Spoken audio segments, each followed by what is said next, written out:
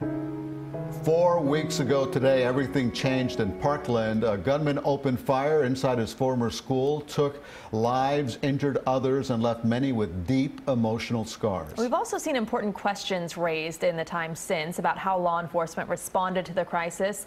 And the long-term takeaway might be how this tragedy leaves a lasting imprint of positive change on this community. CBS 4's Carey takes a look back.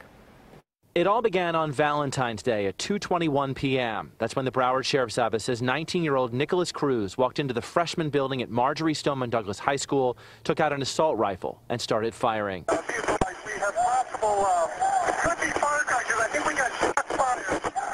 Possible shots fired. 1,200 buildings.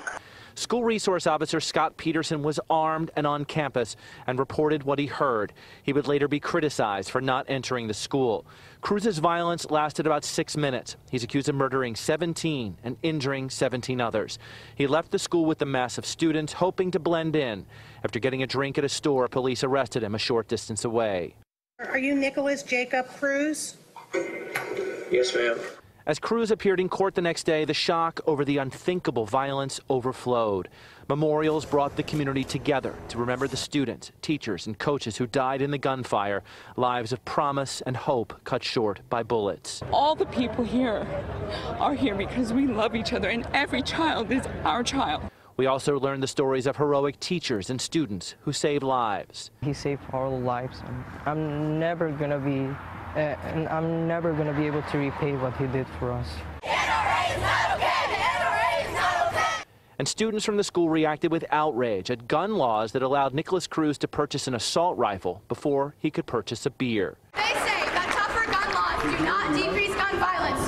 We call BS! When you're a politician that's more willing to get money for your re-election than save children's lives, you really have to question what is the current state of American politics.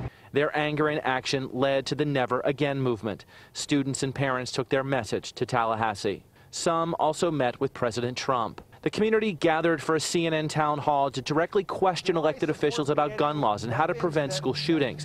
One memorable exchange came from Fred Gutenberg, whose daughter Jamie died in the attack. Hope we'll do moving forward. Were guns the factor in the hunting of our kids? They were. And the questions about Cruz got louder. People wondered about his history with the Broward school system. We also learned that the FBI and BSO received tips about Cruz's behavior in the past few months, yet the tips went nowhere. Broward Sheriff Scott Israel also admitted that Deputy Peterson did not enter the building, and Israel said he should have. What I saw was a deputy arrive at the west side of Building 12, take up a position, and he never went in. BSO radio transmissions revealed that just as the shooting ended, Peterson gave a specific command as Cruz left the building and the victims lay dead or dying inside. Do not approach the 12 or 1,300 buildings. Stay at least 500 feet away at this point. Those decisions and the decisions of other first responders in those chaotic minutes of the shooting are the focus of several law enforcement investigations. Lots of love, lots of support. 2 weeks after the violence, students returned to school with a massive memorial rising and plans to tear down the building where the violence unfolded. As everyone tried to put their lives back together, the fight for gun control continued. Florida Governor Rick Scott signed the Marjory Stoneman Douglas High School Public Safety Act, raising the age limit to buy assault rifles, banning bump stocks, and adding a 3-day waiting period on gun purchases. Every student in Florida has a right to learn in a safe environment.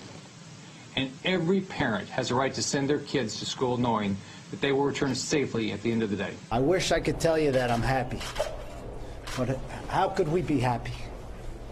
He buried his sister, and I buried my daughter. To me, this is a start. As the 1-month mark neared, the focus again shifted to Cruz as a grand jury indicted him and prosecutors announced they would seek the death penalty against him. A month later, people continue to visit this memorial. It's a place to reflect, to share the grief of their neighbors and their friends, and to pray for those whose lives will never be the same. This remains a community in need of healing.